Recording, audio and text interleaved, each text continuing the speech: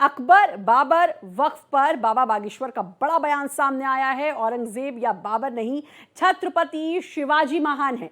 विदेशी आक्रांता देश में नहीं हो सकते महान। भारत में अकबर बाबर और औरंगजेब का क्या काम? विदेशी आक्रांता देश में महान नहीं हो सकते। उन्होंने कहा देश के संविधान से ही चलेगा, देश संविधान से चलेगा। सनातन धर्म की शक्ति तृतीय विश्व युद्ध को रोक सकती है। बागेश्वर धाम के पीठाधीश्वर पंडित धीरेन्द्र शास्त्री ने भारत एक्सप्रेस से खास बातचीत की है। मुंबई संवाददाता अभिषेक पांडे ने उन्होंने वक्फ, औरंगजेब और सनातन के मुद्दे पर खुलकर बात की। उन्होंने स्पष्ट किया कि देश संविधान से चलेगा, लेकिन इसकी आत्मा हनुमान जी और सनातनी एकता से होगी। उन्होंने कहा कि सनातन धर्म ही वो शक्ति है जो तृतीय विश्व युद्ध को रोक सकती है और पूरी दुनिया को बचा सकती है। विदेशी आक्रांता देश को तोड़ने वाला भारत में महान नहीं हो सकता, भारत को जोड़ने वाला ही महान हो सकता है।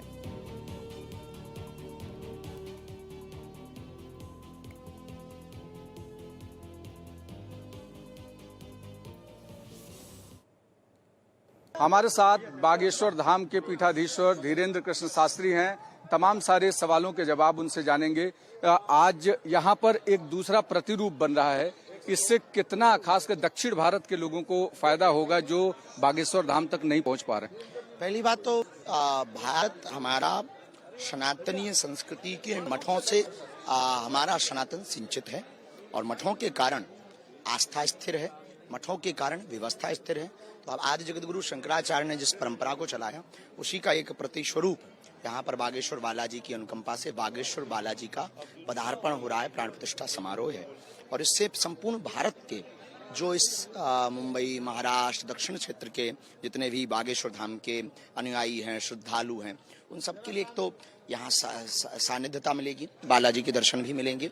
दूसरा, समय समय पर आकर के हम यहाँ पर सनातन संस्कृति से संबंधित गतिविधियाँ, कथा, प्रवचन, उद्बोधन, दरबार, इससे इस क्षेत्र का कन्वर्जन रुकेगा। एक सवाल ये है कि आपने संगठन की बात की, अलग अलग मठों की बात की, अभी वक्फ का एक बिल आया, उस पे कैसे देखते हैं एज अ हिंदू, सनातनी हिंदू कैसे देखते हैं इस?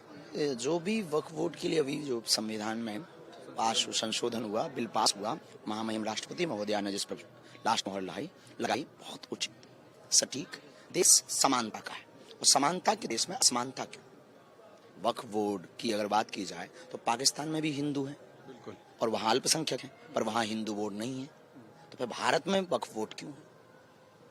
ये शुद्ध रूप से एक विशेष मजहब को प्रोत्साहित, अच्छा उससे भी हमें दिक्कत नहीं, कोई अल्पसंख्यक है तो उसको सुदृढ़ता मिलनी चाहिए, उसको बल मिलना चाहिए।